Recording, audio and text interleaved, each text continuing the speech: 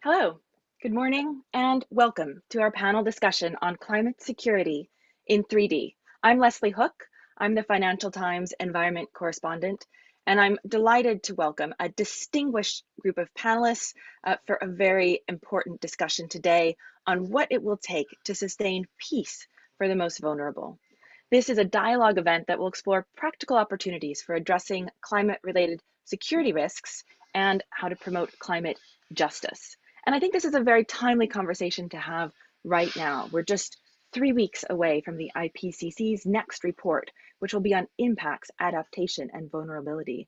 And we're just 3 months after the Glasgow COP26 conference, where climate security and climate justice were very much in the spotlight. This panel discussion today is part of the Weathering Risk initiative, which I'm sure will be familiar to many of you already. But for those of you that aren't, this is a multidisciplinary climate security initiative that combines climate impact data and conflict analysis. You can find out more at weatheringrisks.org. And this event is part of the Climate Security in 3D Diplomacy, Development, and Defense dialogue process, which is all about combining different disciplines to move from analysis to action. This series started last year and was present at COP26, building a bridge toward the Munich Security Conference in 2022 and also toward COP27 later this year in Sharm el-Sheikh. And the agenda today is that we will begin with a briefing from Chitra Nagaranjan, who will present a case study about climate security in Mali. Following that, we will move on to a panel discussion for about 60 minutes. And our distinguished panelists today, I'm very delighted to introduce Mary Robinson, former President of Ireland. Mary Robinson is a barrister by profession. She was the 7th President of Ireland, and she was United Nations High Commissioner for Human Rights. We're also joined by Minister Anna Luhrmann, Minister of State for Europe and Climate in Germany. Anna Luhrmann has been serving as a member of the German Bundestag and Minister of State for Europe and Climate at the Foreign Office since the 2021 elections. And she is also the newly appointed Commissioner for German-French cooperation. We're also joined today by Laurence Toubiana, Chief Executive of the European Climate Foundation. Laurence was France's climate change ambassador and special representative for COP21. She was a key architect of the landmark Paris Climate Change Accord, which I'm sure many of you are very familiar with.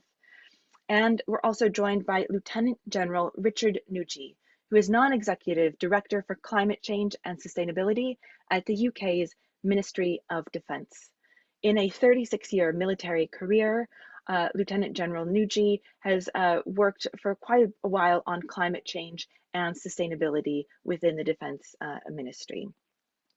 And last but not least, Chitra Nagaranjan is an independent advisor on conflict, gender, human rights, and social inclusion. She has worked extensively across West Africa, and Chitra is going to present our case study today. Thank you all the panelists for joining, and thank you to those of you in the audience who are here.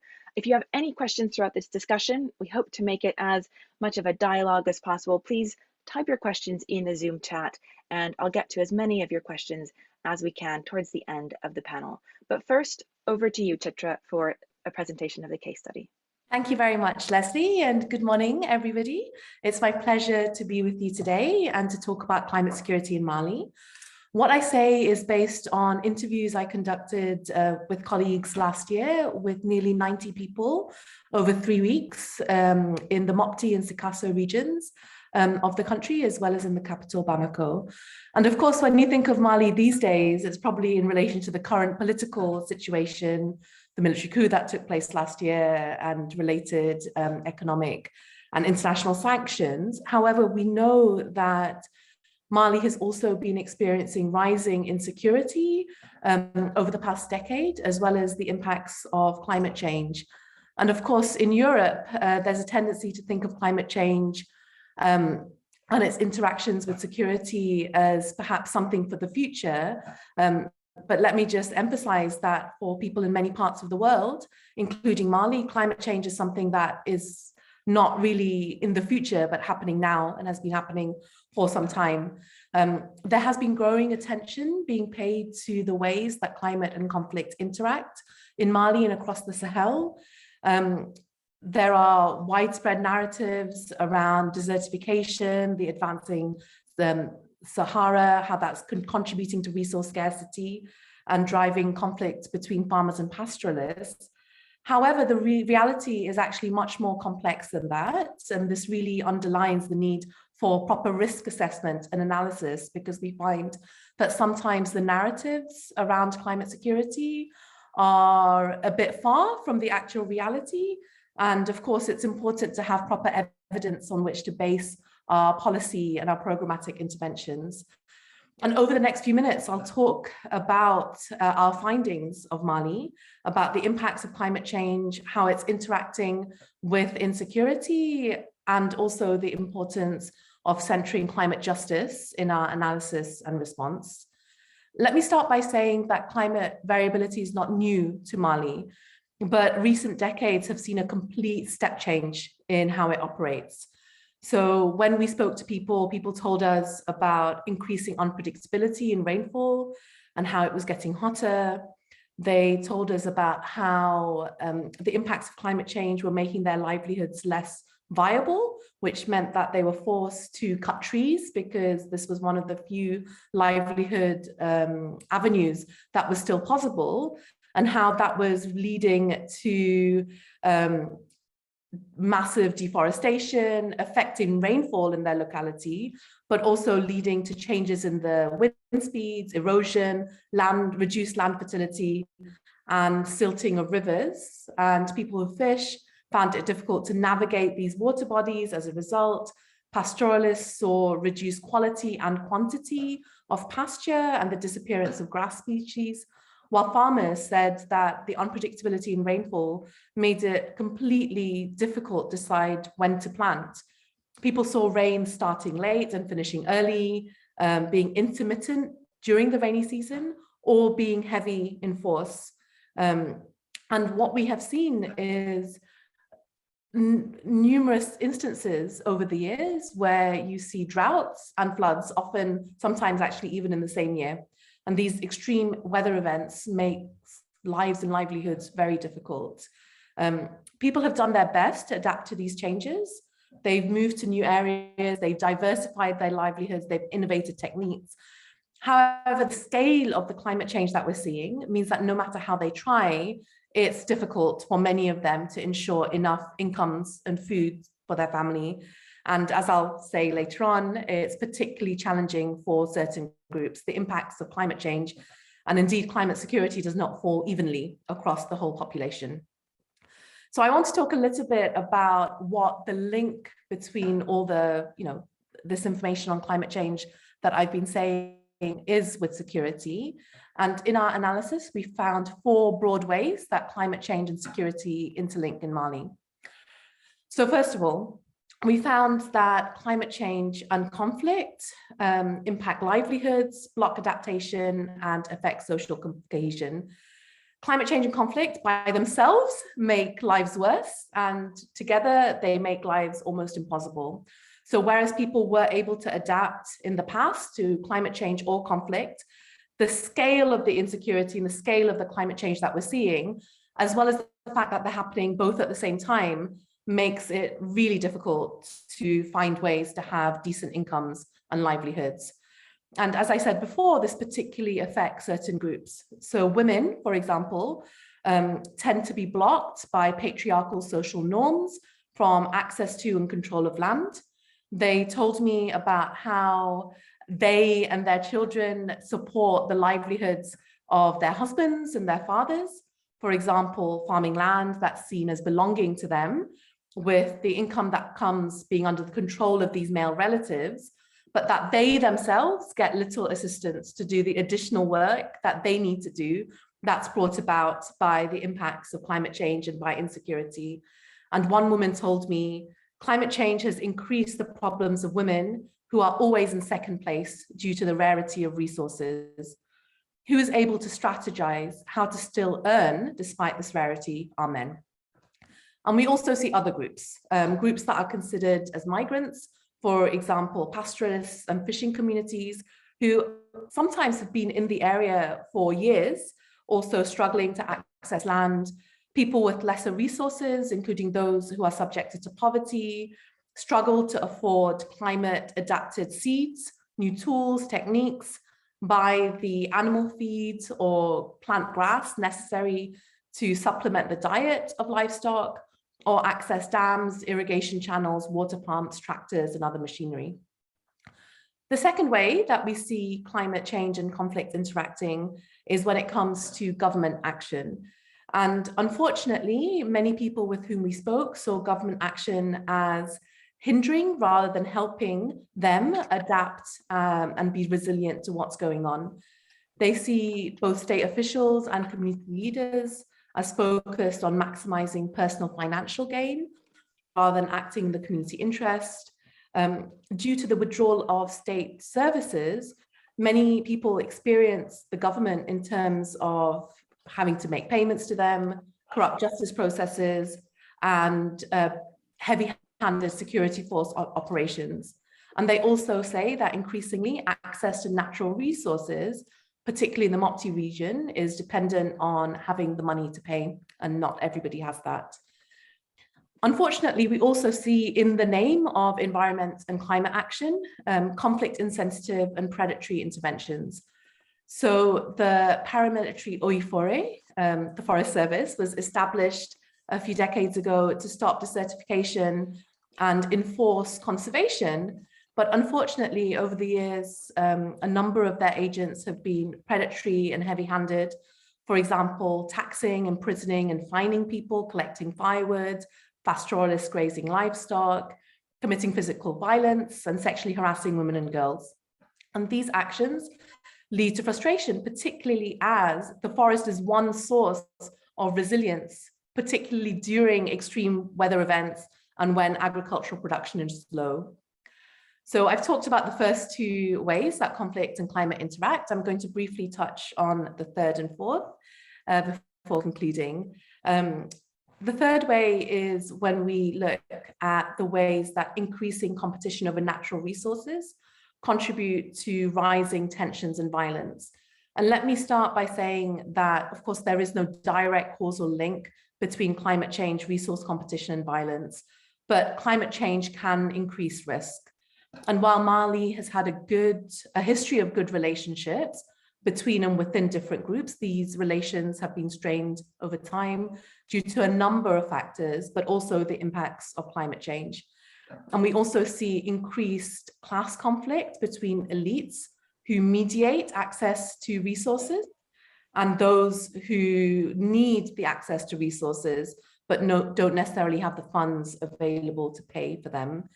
And as a result, we see conflict between farmers, between pastoralists, and between people who fish, but also between these different groups. And often, unfortunately, this conflict leads to violence. And the fourth and final climate security pathway I'd like to talk about is really about how climate insecurity interacts with inequalities in the country. So climate insecurity is caused by and also widens the inequalities that already exist. Inequality erodes the ability to adapt. And also we see the ways that inequality drives conflict further. And I've talked a bit already about how the impacts of climate insecurity are not felt evenly amongst the population. And we can really see how dynamics such as patriarchy, age and class hierarchies, and social exclusion faced by certain communities mean that they bear the brunt of the impacts of climate change and conflict, and they're less able to adapt in the face of these challenges. And also this dynamic widens already existing inequalities even further. We also see higher levels of gender-based violence linked to climate security. And one of the GBV gender-based violence experts with whom I spoke to told me about how women and girls are having to walk further to access water, which because of climate change, which exposes them to risk.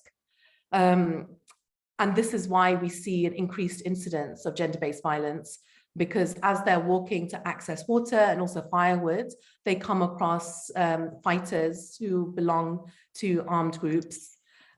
She also told me about how unpredictability in rainfall affects food security and people's livelihoods, which then means that often some women have no other option but to engage in survival sex, so sex in exchange for food and other resources in order to feed themselves and their families. And she also saw a link between this dynamic and early marriage. So parents having very little choice but to marry off their daughters at a younger age than they themselves would like, because they don't have enough food and other resources to take care of their family as much as they would like. And so, yes, and so we can see really how climate security is causing more inequality and injustice. But at the same time, this inequality and injustice can actually feed back and make conflict more likely. And I spoke to a number of people who told me about how levels of inequality are driving grievances and, for example, are one of the many factors that are leading people to join jihadi armed groups, which of course then makes the cycle of violence even worse. And to conclude, I would really say that when it comes to climate security, thank you. I would say that inequality is at the center of conversations, or should be at the center of conversations around climate security in Mali. And we really need to look at building relationships between people and the state so that the state helps and rather than hinders adaptation, to make sure that everybody is able to adapt to these changes, that we look at equitable and inclusive access to natural resources, and also we address gender inequality as well. So climate insecurity doesn't make life for the already more marginalized even worse. So thank you very much for your interest and your attention, and I'm very much looking forward to the discussion. Thank you so much, Chitra. That's both a fascinating but really alarming portrait of the situation in Mali and the impacts that climate change is having, particularly on the most vulnerable members of the population. Thank you so much for laying that out so clearly. We're going to move next to our panel discussion. And in case any of you might have been joining us late, I'll just reintroduce our panelists very, very quickly. We're joined by Mary Robinson, the former president of Ireland, Anna Lohrmann, Germany's Minister for Europe and Climate, Laurence Toubiana, CEO of the European Climate Foundation, and Lieutenant General Richard Nugi, Non-Executive Director for Climate Change and Sustainability at the UK's Ministry of Defence. Thanks to all of our panelists. Thanks you for joining. My first question to you today is, what is the link between climate security and climate justice? And Mary, if I could come to you first, what do you see as the link there? Thank you. Thank you. And first of all, I'd just like to say that I'm very pleased and appreciative of joining this panel, and thank the embassies of Germany, France, and Ireland based in the UK, and also adelphi. This is an extraordinarily important subject. I'd like to commend Chitri on her excellent case study on Mali, and it speaks to climate justice more than the agenda for action, which I'll come back to briefly, your 7 principles proposed. Climate justice takes a people-centered approach to the impacts of climate change and puts emphasis in particular on the most vulnerable and emphasis on the injustice. And I think I would like to begin by identifying what I feel are at least 5 layers of injustice. I'll do it very briefly. First of all, that climate change impacts much more severely and much earlier on the poorest countries, the poorest communities, the small island states, the indigenous peoples. They also happen to be generally the Black and brown people in our world. So it's a racial injustice. Secondly, within that, the huge gender injustice, which Chitri has brought out in her report and in her presentation. Thirdly, the intergenerational injustice, which young people are calling us out on. Fourthly, the injustice of the different pathways to development. The industrialized countries, we built our economies on fossil fuel and need to wean ourselves off. But we also see now the dilemma for developing countries of trying to develop, and the unfairness of the situation in which they find themselves. And fifthly, the injustice to nature herself. So all of this is part of what I know is the situation in Mali, as it is the situation in many fragile states. And it is so important that we make that link between climate security and climate justice. And frankly, in the principles for the agenda for action, I don't see a gender sensitivity. I don't see a targeting of those most vulnerable. I see a lot of aligning and cooperating and coordinating at a high level. And I think this granular Mali study can inform your principles. And I hope we can come back to that. Thank you. Thank you so much. That's really helpful to lay out those 5 layers of injustice as you have so clearly. Anna Lorman, I'd like to turn to you next. What do you see as the link between climate security and climate justice? Well, I mean, first of all, we've all heard, and I've also personally have heard a lot about climate change as a threat multiplier, right? In a very abstract way. But the evidence that we've heard today from Chitra on Mali clearly shows us what this actually means in a very, very concrete way. Yeah, that we actually heard that already now, not in some abstract future, in some abstract cases, but already now, the progressive warming and the rainfall changes in particular in Mali have increased and accelerated or the vulnerabilities of those that are already vulnerable, right? Increasing the climate injustice they face, and this adds an additional layer of injustices to already posed to them by their increased exposure into conflict. So it is clear that the already very complex situation in Mali, you already spoke about the current situation, that already this situation has been and also will be in the future further be complicated by climate impacts, and that this will worsen poverty and also political inclusion unless we act in a smarter way.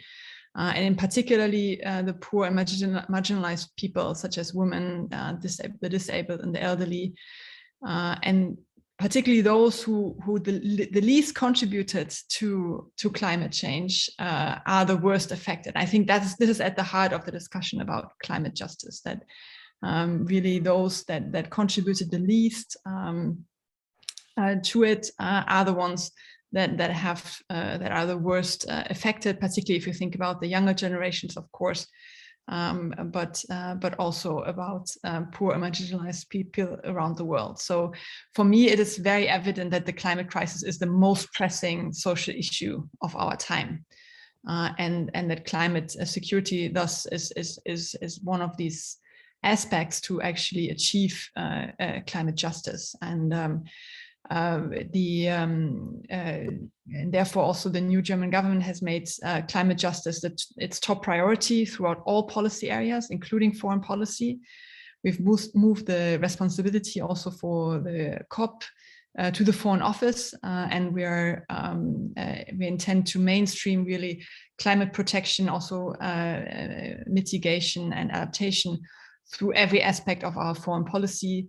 We want to turn our embassies into climate embassies that help us first, of course, to tackle climate change, but then also to mitigate risks, to protect those that are most vulnerable. And in this strategy, really, climate security is an important pillar, because it helps us ultimately to lower the impact, particularly on those that are already affected by conflicts around the world. Thank you so much. That's fascinating to hear what the German government is doing to integrate concerns about climate justice right into the heart of foreign policy. Laurence, I'm very interested to hear how you view this question of the link between climate justice and climate security. Thank you, and thank you for this invitation, and very happy to participate to this very central discussion. Of course, many things have been said already, which in the center is that the most vulnerable on the planet are impacted first and worst by climate change. And already people who have really limited resilience for many, many other factors that have been very well described by Chitra are the most exposed. So it's a sort of another punishment that comes on their shoulders. And the example of Mali, that the front lines of these very extreme impacts are often places, as Anna said very clearly, that have the least responsibility for climate change. And the core of the climate justice is particularly this one.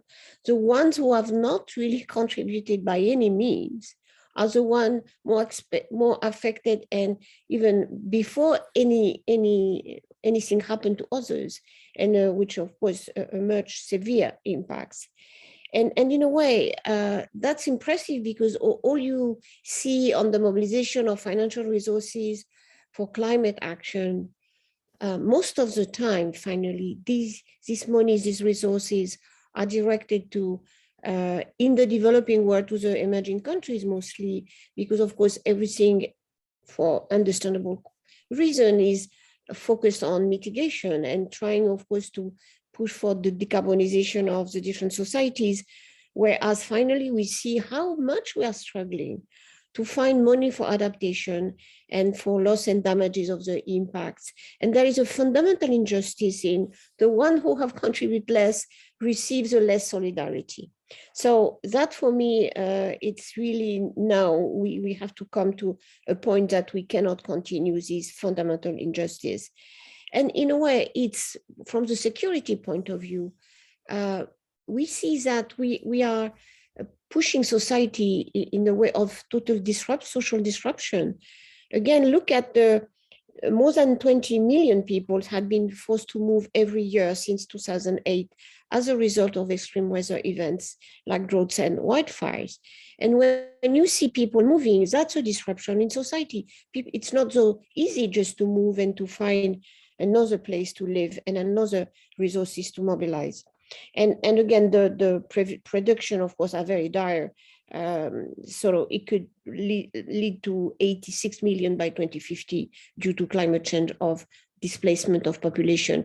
And we always see in particular from the European point of view, and my own country, sometimes you see all migration coming to Europe, but the worst issue is really the migration inside countries, and that where massive migration is happening.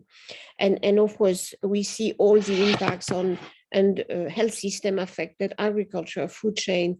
So this is really a combination of factors that are really, in my view, creating, which is a fundamental injustice that disrupting all the social compact who were there before. Thank you so much. And Richard, you're at the Ministry of Defense. Tell me how you see the link between climate justice and climate security. Thank you, and I'm very honoured to be part of such an esteemed panel.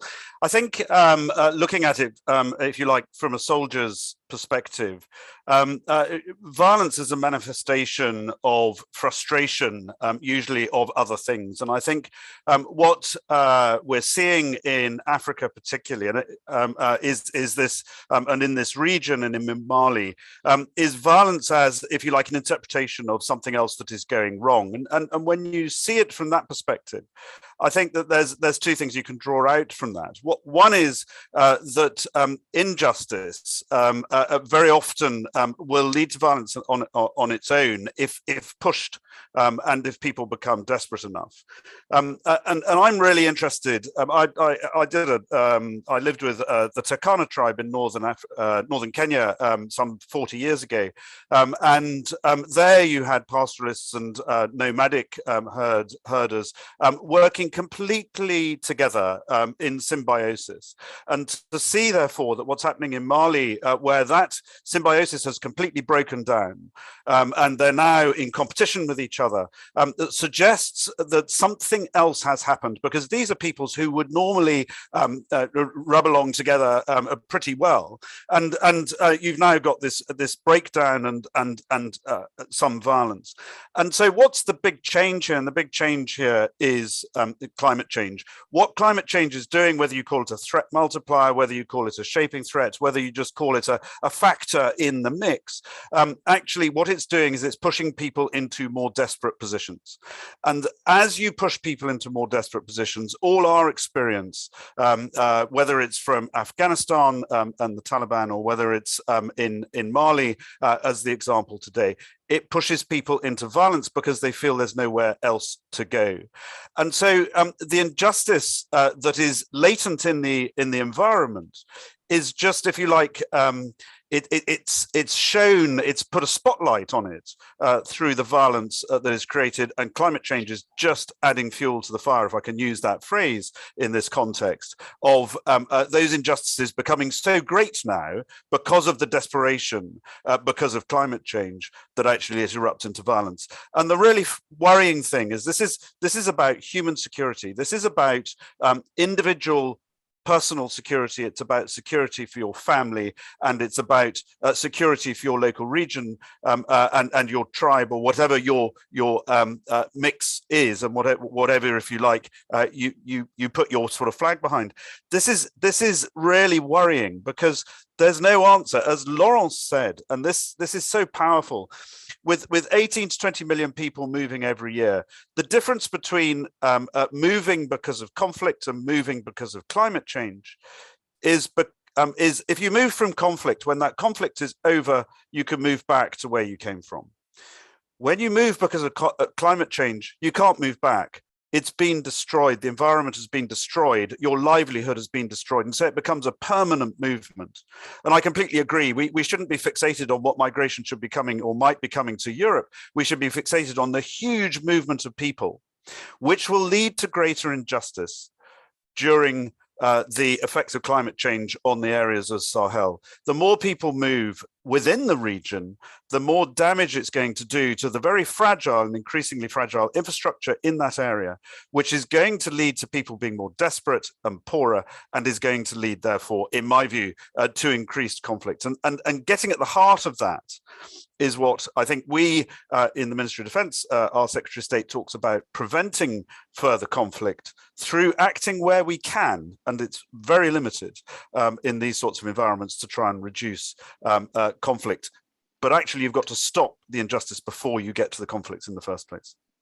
That's so interesting. And do you feel like the role of military actors is shifting in response to climate security risks and climate justice concerns? I mean, you've said just now that you feel like your room to act is limited, but I'm just interested in how you think military actors are starting to maybe change, their role. I think we need to be very careful when describing the language of military actors. The study on Mali, which I thought was brilliant, showed that actually, and particularly the survey that was done in Mali and Burkina Faso that's mentioned in that study, which showed that actually the local military are seen as part of the problem, not part of the solution. So we need to be really careful what we mean by military. And that's, I think, at the heart of why people are worried about the securitization of the climate change debate. But I would say that actually, if you have a democratically led military, such as in the West, there is opportunity to support other countries where invited, and that's really important. There is opportunities to support, and I think militaries are beginning to look at that more. I know that NATO is looking at that much more. I know that other countries within Europe are looking at that really carefully as to what can the militaries do where invited to support countries to try and reduce the amount of both injustice from their own indigenous militaries, but also injustice within the community through improved governance and improved resilience. So I think there's a role to play. I don't want to overplay it. And the last thing we should be doing is, frankly, putting more guns onto that sort of environment. It's got to be done both sympathetically and with what I would call soft power that militaries can wield through influence and through persuasion and through example, rather than sort of fighting our way into trying to solve the problem, which I think would be much more difficult. Thank you very much. Well, that raises some interesting questions about what are the opportunities for like real multilateral action to address climate-related risks and climate justice concerns. And Mary, I'm wondering how you see this issue. What are the opportunities for multilateral action, and who needs to be involved in this? Is it militaries? Is it peacekeepers? Where's the space for this work? Well, I do think it's important that climate justice becomes a whole of government approach now, which I sense the German government, clarified its own thinking on, which I very much welcome. A whole of government includes, obviously, defense and military, and there's a lot of good points. I think it's probably no harm for us to look at the 7 principles of the agenda that is being discussed in this context, because I found that they were, talking at a sort of level of abstraction, which was getting away from the granular reality of Chitra's report on Mali, and therefore getting away from a people-centered, inclusive climate justice kind of approach. Yes, supporting those states and regions whose stability and peace are most affected by climate-related risks, and emphasizing the need for greater investment of climate finance, a point that Lawrence made very eloquently. But targeting, you have to target to reach the most vulnerable, to be aware of the gender dimension, to reach indigenous peoples. I mean, Hindu Omara Ibrahim is a great friend of mine working in the Sahel, working in Chad, and she says, she's supporting women's groups. There's so little support, and their voice isn't heard. Her voice is heard more and more because she's been able to break through and have her voice heard. But is she listened to? And this is the problem. So some of the peace learning has been the importance of Security Council Resolution 1325, the importance of women's voices, women's participation, women's peacekeeping. Similarly, in the climate space, but I don't see this reflected at all in the action point. I don't actually see the word gender there. I would like to really encourage a rethinking from the position of the most vulnerable, the need for voice, the need for those who know the situation on the ground to be heard and to be at the table, and to be included, the need for the inclusiveness there. Thank you very much. So it's not just about specific actors or ministries, but really a whole of government approach that's really people focused and listening to the most vulnerable. That's needed. And targeting more. And targeting, and that's much more targeted. Yes, that's so interesting. Anna, I'm curious how you see this issue of what's the opportunities for multilateral action to address climate justice. You've outlined a little bit about how the German government is taking all of government approach. Maybe you can tell us a bit more about that. Yeah, certainly. Yeah, and maybe to start with the sort of the strategic security debate that Richard just alluded to.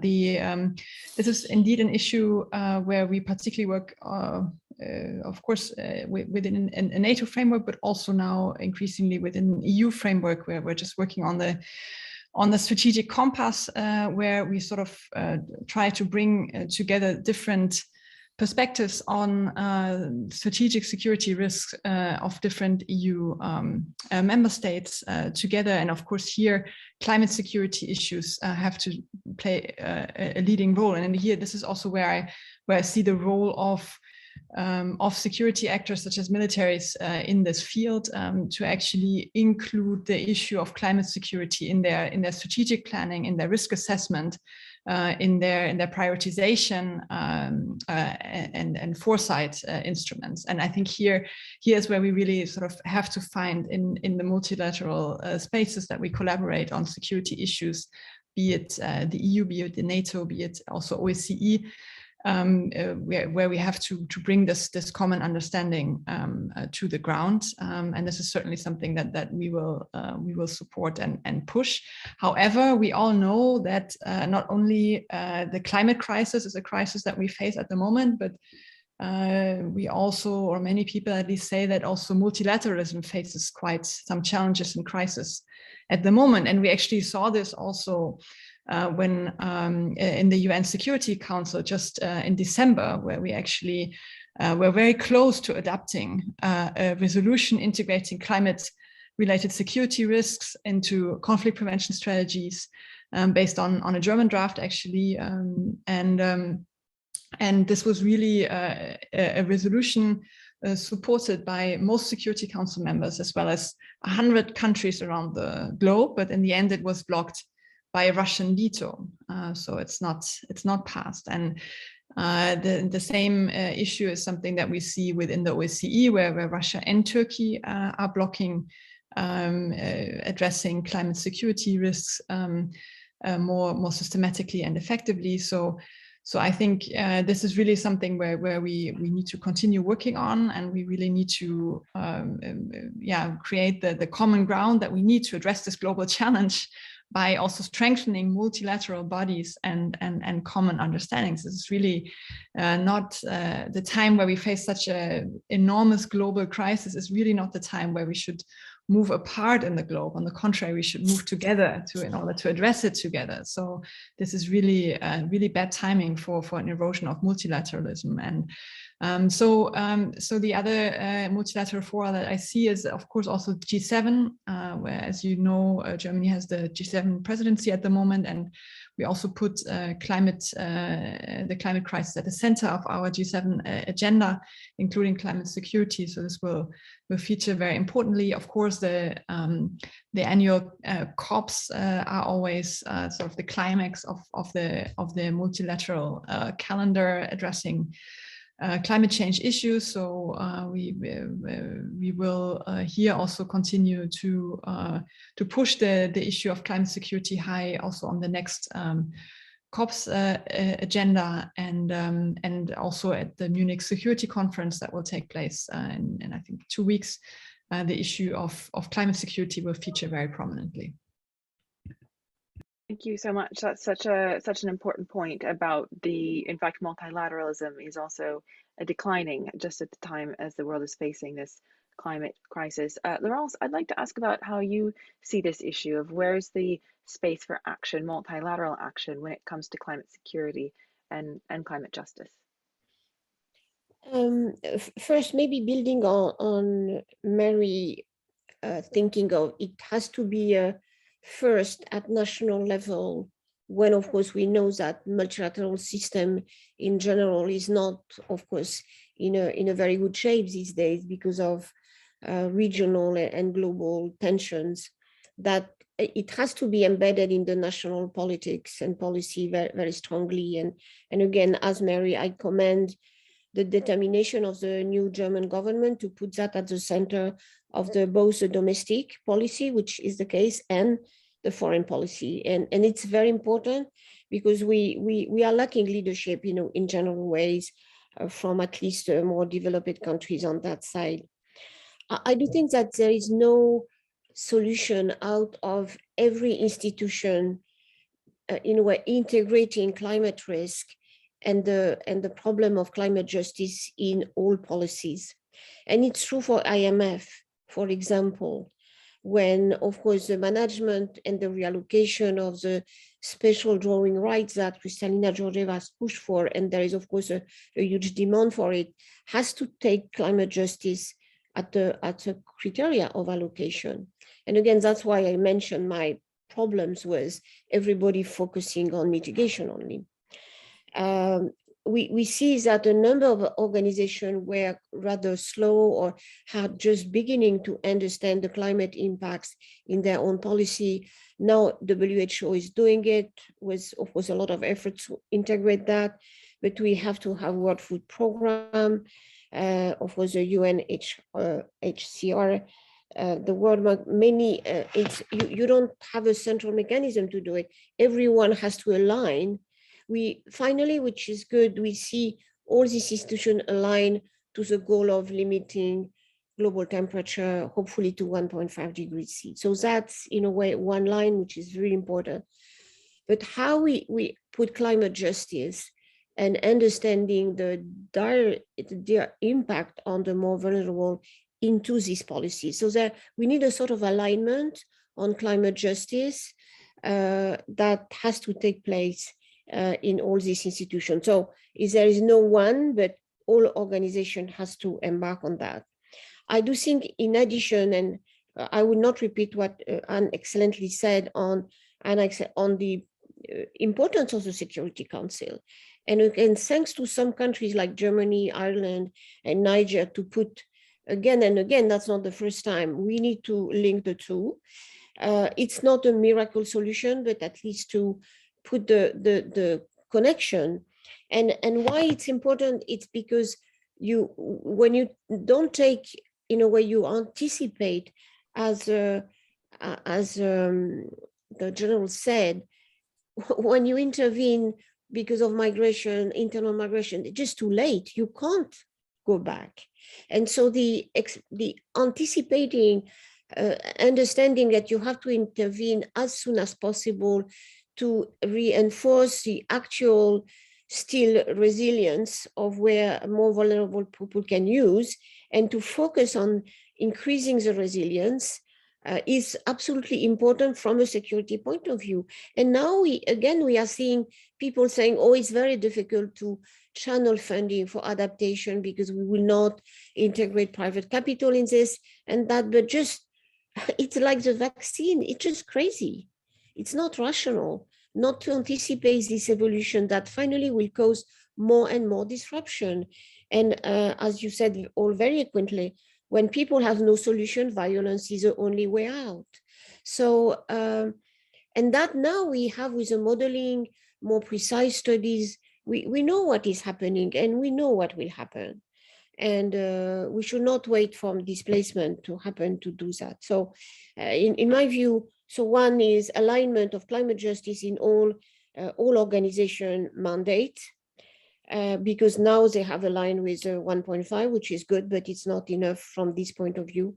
And second, to really develop this security conversation to understand that if we wait too much, there will be no solution, which is probably the problem. Thank you. Thank you so much. And Richard, how do you see, I'd just like to invite you to respond to some of these issues that have been raised on what's, the space for multilateral action when it comes to climate security and climate justice. So I think what we've heard is a very eloquent talk about at a strategic level and at a national level and at a multinational level. And I wanted to sort of take it to a slightly more local level, where actually I think having people on the ground is so important, where they can be sort of multilateral in their at a local level. And on the call, I'm delighted is Christoph Hodder, who's the UN Climate Security Advisor in Somalia. And Christoph can speak for himself, but there's a really important aspect that Christoph adopts, which is to turn around and say, what is the cause of the violence that is happening? How can we get to the root cause? And the root cause is very often the climate change is damaging the crops, and therefore the farmers are not able to farm, and therefore they're going into the cities. And forgive me, Christoph, if I've got that wrong, but it makes entire sense to me. And from the cities, they're being recruited by Al-Shabaab and by other criminal organizations which have a vested interest in trying to increase violence and reduce the security of the government. And therefore, by attacking the root cause of getting irrigation in to try and improve the farmer's lot and so on, at a very local level, you can have a direct impact on climate change. You're also, of course, having a direct impact on security, and you're having a direct impact on injustice. And so to my mind, there's a piece about, actually, I think Christoph is, or certainly was a few months ago, the only UN climate security advisor in the world that's actually not enough. I think we need much more interaction at a local level, because I think that a lot of these problems, we need governments to really understand this, as has been said so clearly. We need the UN Security Council to really take this on board. And it was very disappointing what happened with Russia in December. Perhaps not that inevitable, dare I say it, but really disappointing all the same. But actually, we need action at the local level as well. And I think those local interactions, by having climate security advisors at the heart of where the actual problem is, whether it's in Mali or whether it's in Somalia or wherever, would be a way of building on this multilateralism, which is so powerful. Leslie, if I may come in on what Richard was saying, I like very much his idea of taking it local and what he was saying, but I don't think we should try to have climate security officers. I think we should try to have climate justice and security. You know, I think that is actually where we need to go. Yeah, I would completely agree with that. Yeah, that's such a important distinction. To all of you that are watching this on Zoom, thank you so much. See, we have some comments and questions in the chat room. Please feel free to type your questions, and we'll get to as many questions as we can in just a moment. But first, I'd like to turn back to you, Mary, and just ask, as we've been talking about, you know, what multilateral processes are available, what could be better. I'd like to ask you, you know, what progress would you like to see to better integrate climate justice into the security conversation?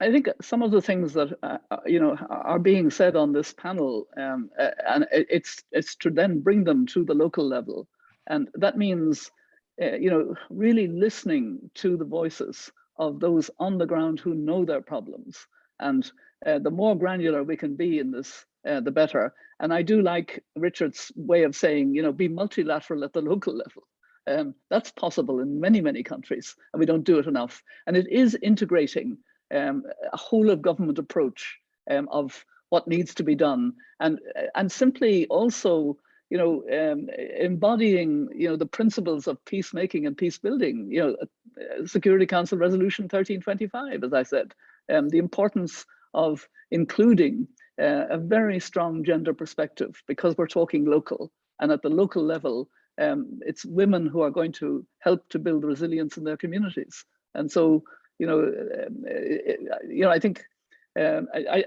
you know, if the action, the principles of the action agenda can be relooked at, really from a perspective of, you know, being more targeted to those more vulnerable in countries, a genuine climate justice approach, I think this will inform the agenda very much, and I really would like to see that.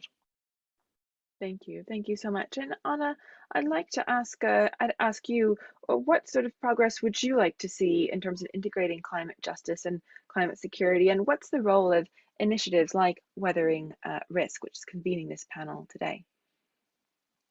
Well, first of all, I think really what Mary pointed out is crucial, that we shouldn't think about climate security without taking climate justice into consideration, and really sort of all, particularly all these strategic debates that we're having in contexts like weathering risks, really need to take particularly the role of marginalized groups into account. Also the progress that has been made with the UN Security Council Resolution 1325 and these aspects. I think this is really critical, because those are, as we heard from the case of Mali, those are the groups that are really those that are the most affected, while having contributed the least to the problem as such. So this is really should be at the heart of it, and we need to probably get a bit better at really mainstreaming this issue and really putting it in all aspects of the conversation. Regarding weathering risks, I think here this is I mean, as all of you that participate in this conversation know, what we're delivering with it is together with the think tank Adelphi and the Potsdam Institute for Climate Impact Research, is mainly a strategic debate that leads us to risk-informed planning, to really create a better understanding of the issue and the sound analysis of how climate change exacerbates conflict, but also secondly, it should enhance capacity for action, so strengthening in particularly the United Nations ability to act in the area of climate and security, and thirdly, and particularly also in the affected regions. So here, really, this taking it local, as Richard pointed out, is an important point. And thirdly, it should help to improve the operational responses. So how does it actually work that in all programs we can include these climate security and climate justice issues? So we really need to find a way of really moving, and in my prior life I was an academic, so I know how hard this is to actually move from the academic research and the analysis to the action, so that really all these debates that we're having really leads to operational responses to climate related conflicts on the ground. And of course it's a multilateral initiative, and has several action areas. So I think this really can help us, particularly as maybe some classical multilateral fora are blocked. It can really help us to develop these joint assessments that we need, and also turn the strategic uncertainty into something that's a manageable risk, actually, and that we can thus use then to prevent conflict, or to prevent at least the further escalation of conflict. Thank you so much. And Laurence, I'd like to ask you the same question. Looking into the future, what progress do you hope to see, and what progress do you expect to see in terms of incorporating climate justice and climate security? In addition, I'm also curious to ask you, what should the role of the COP be in tackling these issues? And is the UNFCCC process doing enough to kind of mainstream that into its process?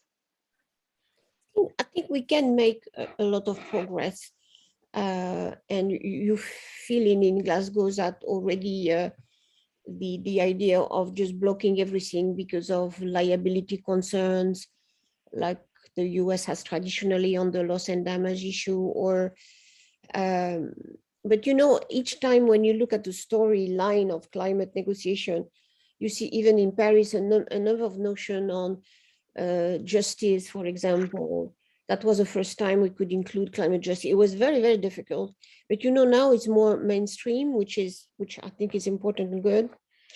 I do think that, and in a moment again where we have a lot of tension, and the power politics are of course playing the max, and we tend to forget what we made as progress on human security some sort of many years ago, and that was a foundation as well for a vision of security, was not only just sovereign state trying to in a way protect their own borders, and that was more than security than that. And so in a way, Paris showed that you need bottom-up processes, you need local action, you need empowerment of local actors to have any solution on climate. Nothing can be only top down. That doesn't work. So I think this philosophy should inspire more what we do.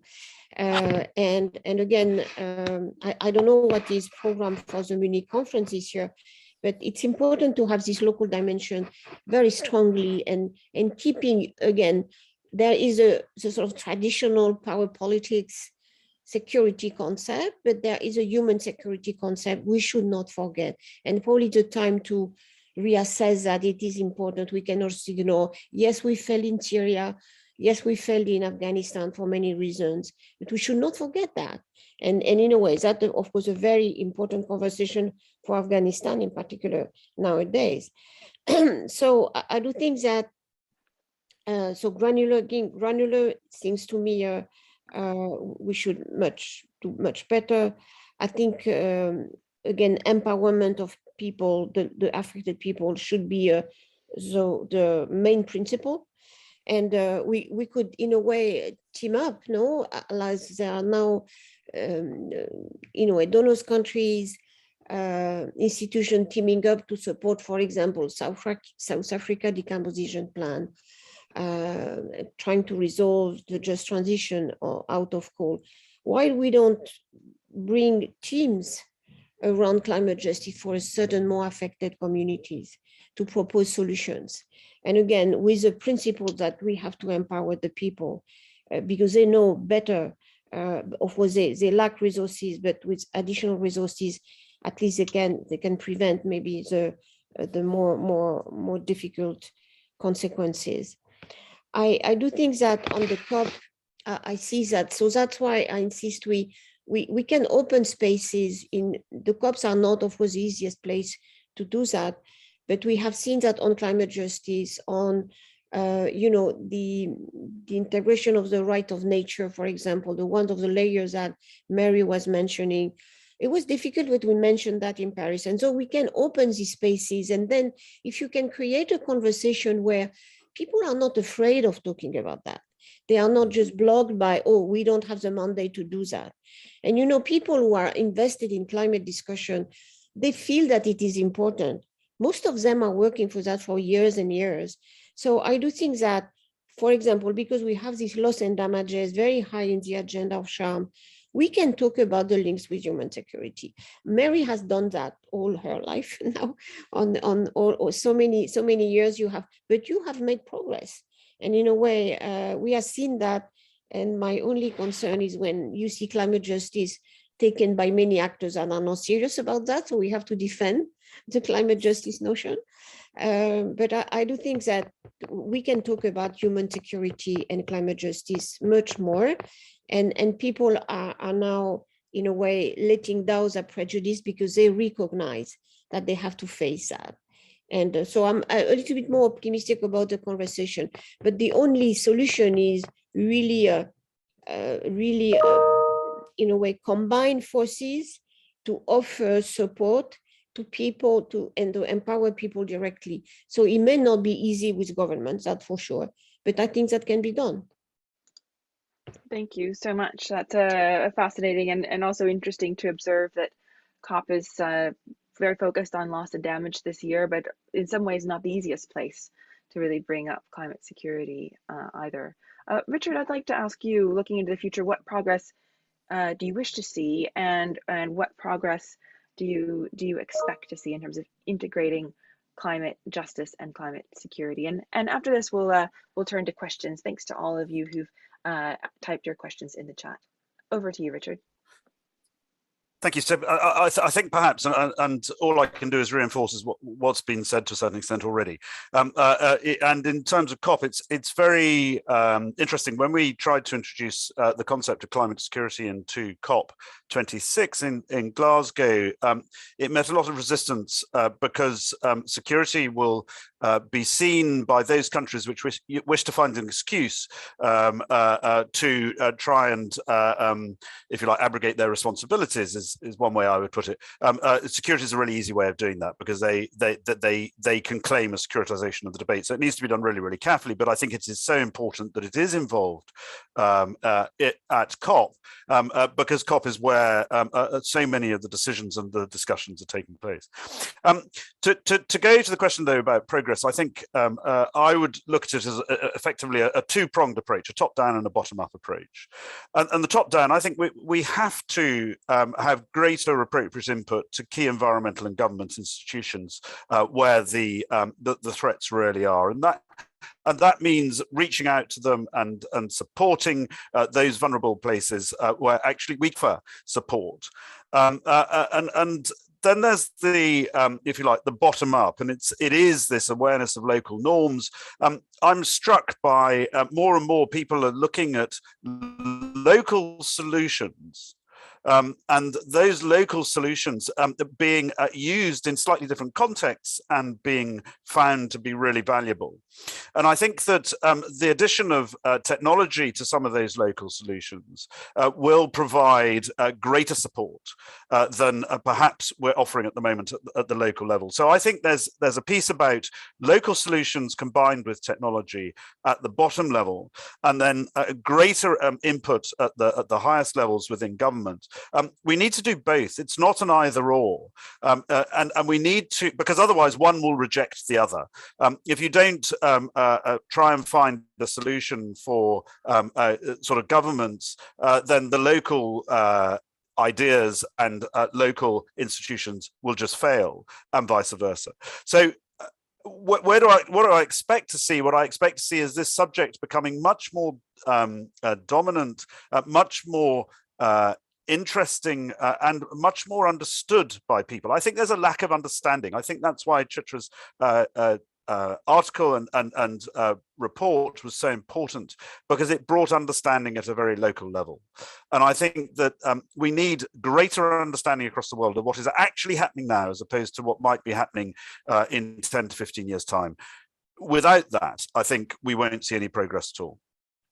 If I could just come in, Leslie, but I know you're going to go to questions. And actually, I like the point made by Martin Frick in the chat about the increasing problem of pastoralists and farmers. Richard touched on this earlier, but I like Martin's approach to land restoration. I think that's absolutely key, and we hadn't really brought that out sufficiently. Yes, water tables, access to irrigation, but again, it's going to the root causes, and Chitra does that in her report, and that means we need a kind of risk assessment of every fragile state, so that countries, governments know what are the issues that and I do agree with Martin. Land restoration is an absolutely key one, and it's part of the root causes of stopping. Hindu is mentioning quite often now in relation to Lake Chad, because the lake has disappeared almost. The increasing migration of pastoralists, the increasing fighting over natural resources. She talks all the time about local wars now in the Chad region, and with such sadness. So these are the realities, and that's what we need: a risk assessment for every fragile state. Yeah, that's such a important call to action, having a risk assessment for every fragile state. I am going to turn to the questions now. We've got quite a few, so I'll just start by reading out 3 or 4 of them, and the panelists can respond as you see fit. And I'll start with Martin's, in fact, as you referred to, Mary. A comment from Martin Frick at the World Food Programme. I much appreciated Richard's comments on pastoralists and farmers, who sadly in some areas have moved from cooperation and symbiosis to conflict. Restoring degraded land is at the very core of addressing this situation. So the question is, how can we really get substantial funding into scaling up land restoration, which is technically simple and costs a fraction of other things, for example, military intervention? That's from Martin Frick. Another question from Julie Roston, which is, new analysis shows that many of the most vulnerable countries have severe difficulty accessing climate adaptation funds. For example, Afghanistan and Yemen did not receive funding from the Green Climate Fund in its first round. What can multilateral approaches do to ensure that the finance is indeed reaching those who are most vulnerable, including conflict-affected countries? And a final question from Ayan Mahmood, who's agreeing with Mary Robinson, and says, we should listen to the local communities. I'd like to hear more from Chitra about climate justice and climate security initiatives in Mali that are targeting the vulnerable communities. What can we learn from their successes and or failures? Chitra, I don't know if you're still on the call, if you want to jump on and address that one about the successes and failures.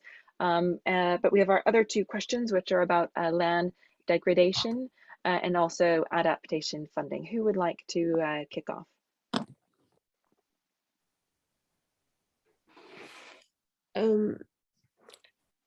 Maybe I can pick on adaptation funding. Having chair the board of one of the, of course, the bilateral agencies like the French Agency of Development during many years, I see the difficulties of the teams to bring solid adaptation program and to, in a way, go to the 50% we are aiming at in the climate funding. And one of the explanation is, and it is important because you remember in Glasgow, all the finance was very much, the hype was very much around private capital and you know, where the way to bring private capital to countries and to development objectives. And of course, with adaptation, mostly it's about, it's not about, in a way, borrowing most of the time, or at least that's the concept, and you have, in a way, to subsidize activities. So on one side, it seems sort of an obstacle. I see, as somebody said, it's not that expensive. In particular, as Mary was mentioning, investing in soil restoration is not that expensive. But you know, it's not a quick fix. It takes time. And it's not like, you know, all the approach to agriculture in the past was how we distribute more fertilizer, more chemical inputs without any attention to the resilience of the system. So it's a mindset as well. And the mindset hasn't changed totally. So there is an element of money, but it's an element of mindset of the people who have these financial resources or these technical resources. So that's where I think we still have a lot to do.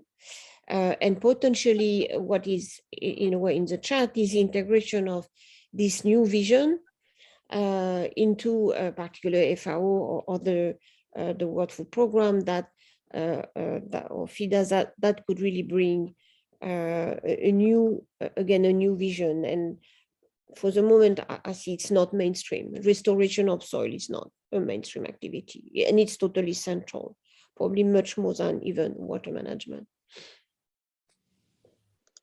Thank you so much. That's such an interesting point about how it's not necessarily the amount of money that's needed for projects like soil restoration, but really a change in the mindset. Would anyone else like to address these questions? Perhaps Chitra, you can talk a bit about the successes and failures of initiatives in Mali targeting the vulnerable communities. Yes, I would be very happy to do that. I would say that where we see the most successful initiatives are those that have been driven by or have some level of ownership by the communities themselves. So, for example, we see initiatives around forest management and forest conservation, anti-deforestation measures. They work best when the government and civil society recognize that significant interest and expertise exists within community members to protect their environment. Likewise, we have several mechanisms around natural resource management, and we find that they work best when they're inclusive and have a diversity of people involved. So women, young people, people from otherwise marginalized ethnic and religious groups. And I think that's really important because we need to ensure that we don't look at, you know, top-down approaches, but really recognize the expertise exists in communities and see how we can best support those who are already invested in and are already doing the work to do this.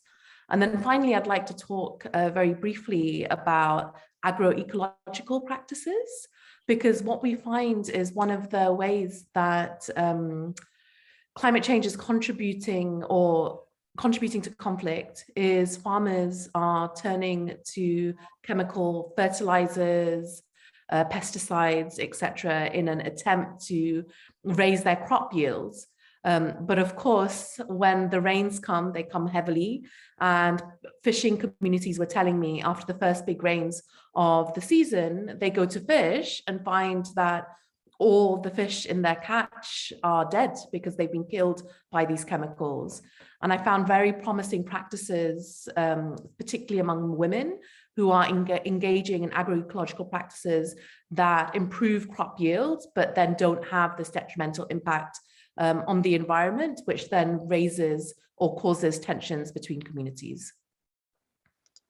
Thank you so much. And there's one more question about whether your findings in Mali, this is to Chitra, have a cross-border impact. Do they impact neighboring communities and have a spillover effect? Yes, I mean, you know, in much of the Sahel, it's not that borders don't exist, but people move across borders quite frequently. And many of these findings have residents in the countries of the region.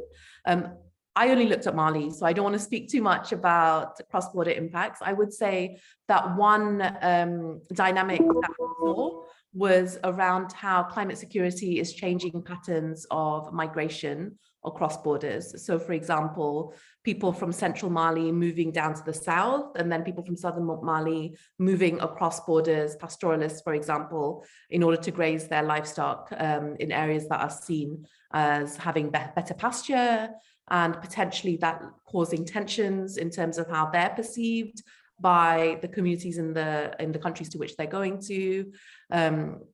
Yeah, and migration both as a result of climate change, but also as a result of insecurity as well. Yeah, that's so interesting. Well, I'm afraid that's nearly all that we have time for. The time has flown, and it's been a fascinating discussion. But I'd like to ask one final question to all of our panelists. If you could just in one sentence, so very briefly, share one thing that makes you optimistic in 2022, in the year ahead, when it comes to climate justice and climate security. Mary? What makes me optimistic is that climate justice has become mainstream now. I mean, look at the German government's approach. When I started, nearly 20 years ago, it was a minority, and the word justice, I was actually told not to have the word justice in my climate justice foundation.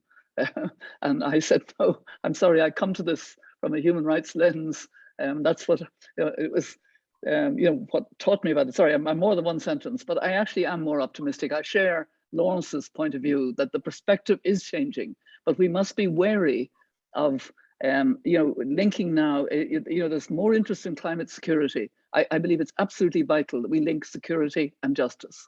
Absolutely vital. Thank you so much. That's amazing to hear that when you started this work, the words climate justice were not even really accepted at all. Anna, what's one thing that makes you optimistic?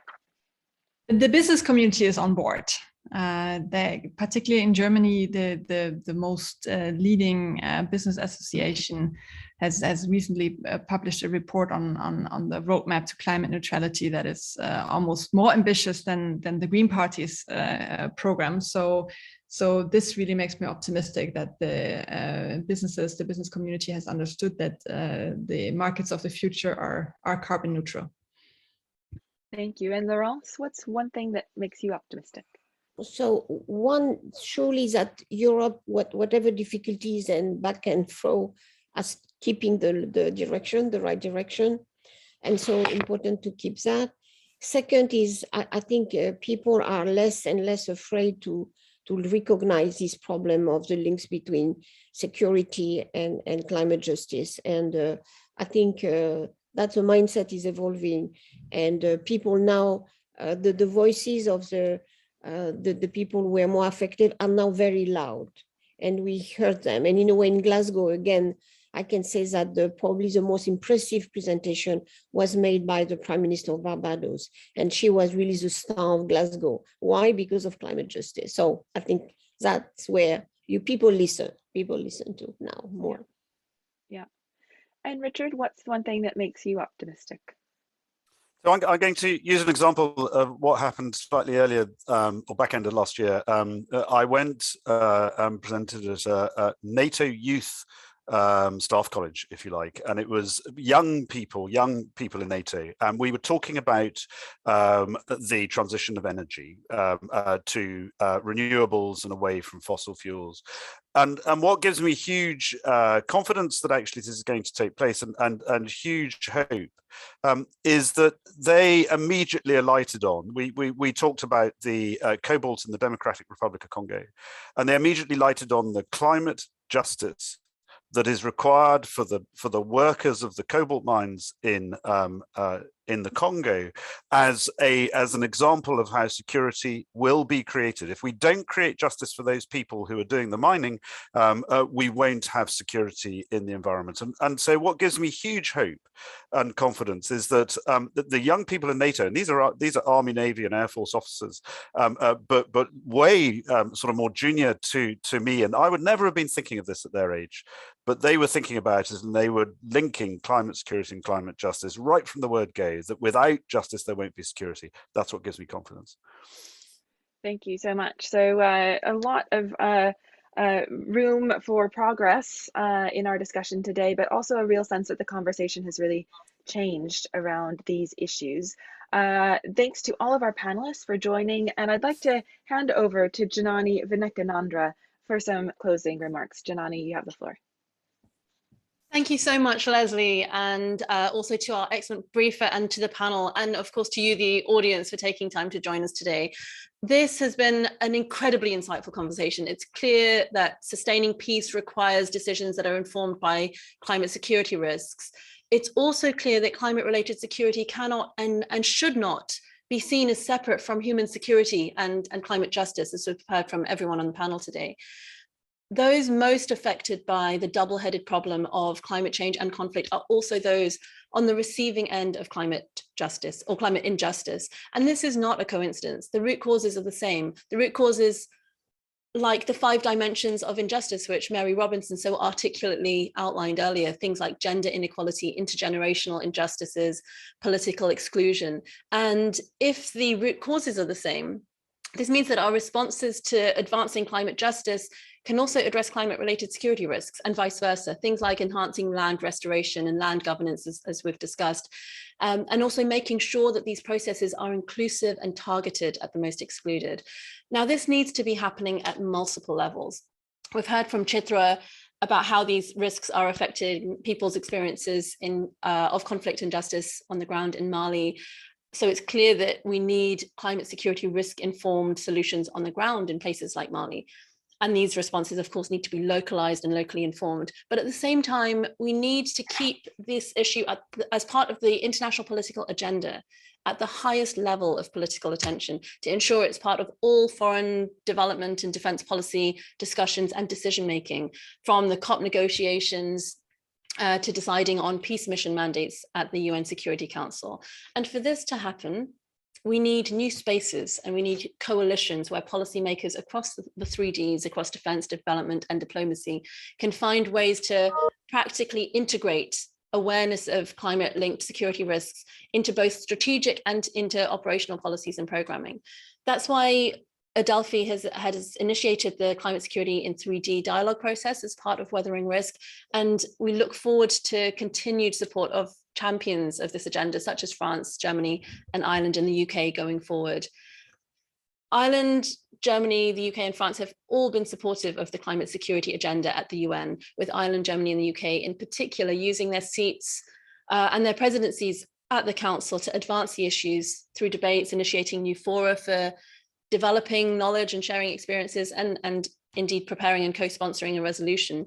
However, the veto of the Council resolution by Russia in December points to how progress on these issues runs into competing political agenda. Now, it isn't a coincidence that diplomatic relations in Mali and European countries are straining over failings in governance, namely the lack of elections and transition to civilian rule, and that Malians are struggling to adapt to the impacts of climate change. And Chitra's briefing makes clear that there's a mutually reinforcing link between weak vertical cohesion between citizens and the state, climate injustice, and climate-linked security risks that people are experiencing.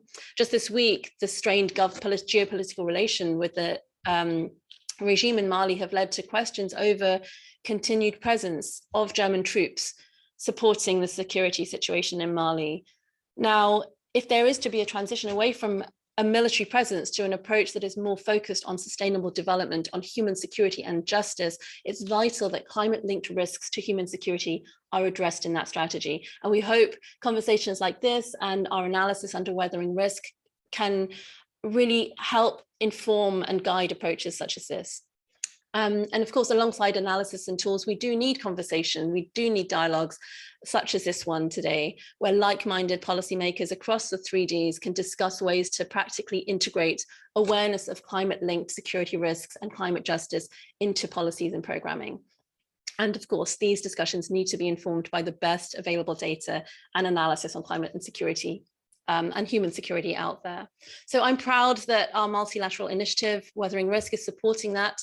And with our in-depth analysis, such as the Mali research that Chitra spoke about, we can inform events such as this. We can develop specific tools for policymakers and practitioners, such as the briefing note for MINUSMA, the UN mission in Mali, that's just been published, to plug high quality risk and foresight analysis into spaces for action on the ground at the most localized level. So just to wrap up, today's discussion really reflects the leadership of countries such as Ireland, France, Germany, and the UK on this issue. But where to from here? We need a common framework for action that unites, coheres, and accelerates efforts to tackle this critical threat to peace, stability, and justice in the coming years. And to this end, work towards a common agenda for climate, peace, and stability is in process and will be launched later this year. And I'm hopeful that the leadership that these countries are showing already will translate into such a framework, leading to more joint action to tackle climate-related risks to human security on the ground. We'll have more substantive progress on this front to share ahead of this year's Berlin Climate Security Conference this summer. But in the meantime, we will keep the dialogue flowing and hope you'll stay part of this important conversation. So thank you very much once again to our panel, to Mary Robinson, to Anna Lohmann, to Lawrence Tubiana, and Richard Danuji, to Chitra, our briefer, and to Leslie Hook for your superb moderation, and to you, the audience, for tuning in. So until next time, thank you and goodbye.